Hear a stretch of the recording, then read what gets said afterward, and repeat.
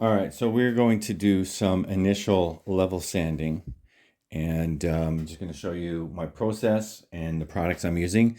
All my sanding, all my finishing supplies come from Wood Essence out of Saskatoon, and Jeff there is a great guy, runs a really great shop there, and what I'm using is a 3-inch um, attachment that you would put on a drill, but I don't like using a drill. I really like using just my hand when I do this.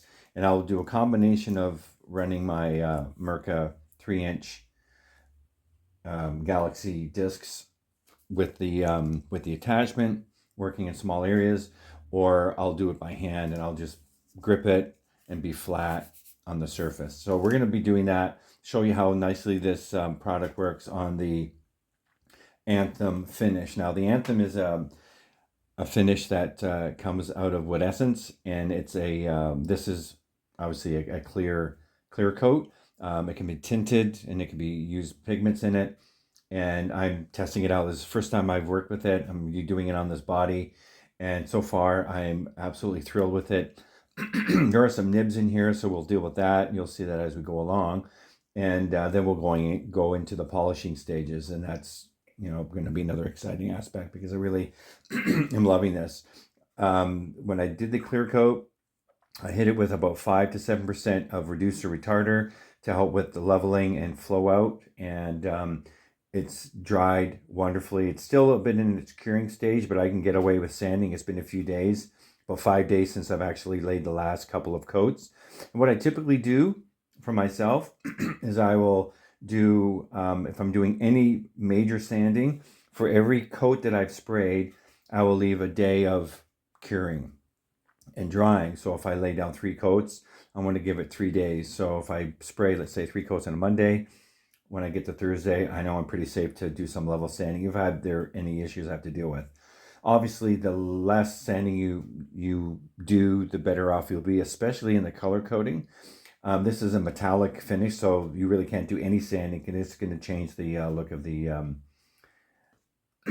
the metallic, and it's going to look blotchy. So it's really important to have all of your lines good and clean, your booth clean, and dust free as much as possible.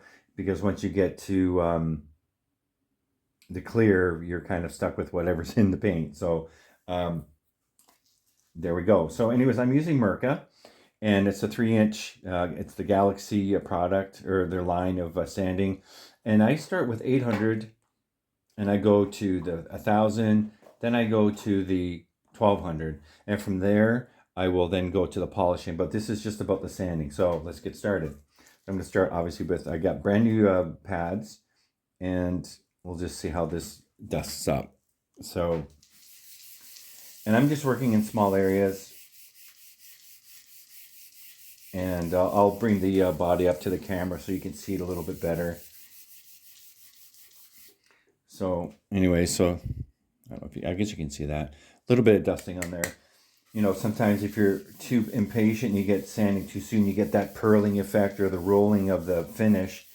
But I'm finding this is not the case at all. This sands up really well. And as long as you lay down really nice wet coats, like 2 mil, you have a lot of material to work with.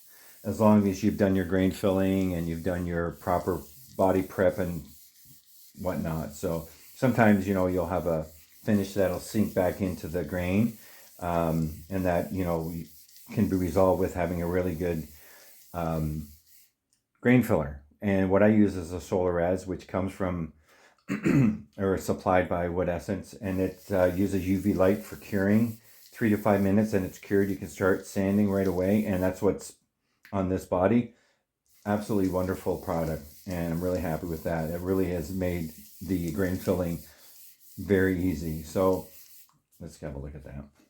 I'm doing talking and sanding, but you can see how that is leveling out nicely and powdering up really well. So, I just work in small areas. Sometimes what I'll do if I'm getting into if you have a heavy if you spray a heavy clear, and sometimes along the edges, you'll see a little bit of that, I'll call it pooling. And what I'll do, if I see that, I'll just come in lightly and just go in just like this. Just light. I don't have hardly any pressure on it. I'm just letting the sandpaper do it. And the sandpaper lasts really well, actually. The other sandpaper that I have, I've gone through a few necks with it. I've done a couple of bodies, and it's still got some cutting ability in it. So that's basically what I will do. And that kind of takes care of that. So you're wondering about the body here. So this is my Sherwood Classic. I haven't drilled the string through holes yet. I usually do that after I've done all the polishing. I have a method that is pretty safe and secure. I don't have any issues with scratching of the body and things like that. Now the front has been done. I'm just going to flip it over and let you have a look at that. And you get a chance to see what we're shooting for.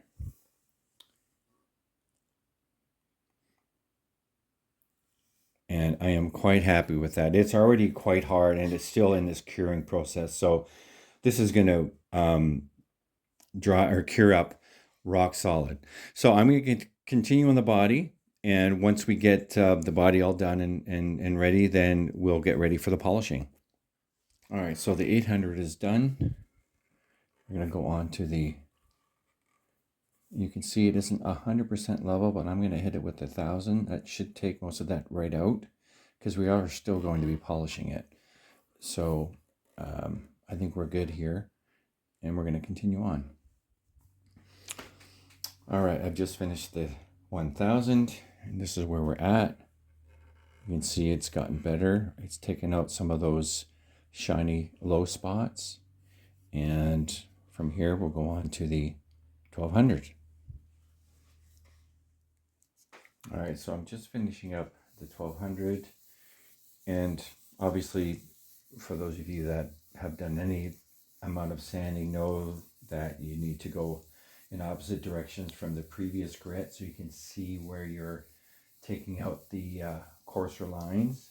So I started going this way with 800, 1,000 this way. I'm finishing up with the 1,200. Obviously, I've gone in other directions as well on a 45 in different areas as I was working the leveling out. And sometimes I will go around the edge and just come around in this direction just to clean out some of that imperfection or that pooling that I was mentioning before. So this is ready now for polish, and obviously to keeping your disc and the body as clean as possible as you go through the process. So now we have a really good surface to begin our polishing with, and we'll go through those stages and we'll see how she comes to life.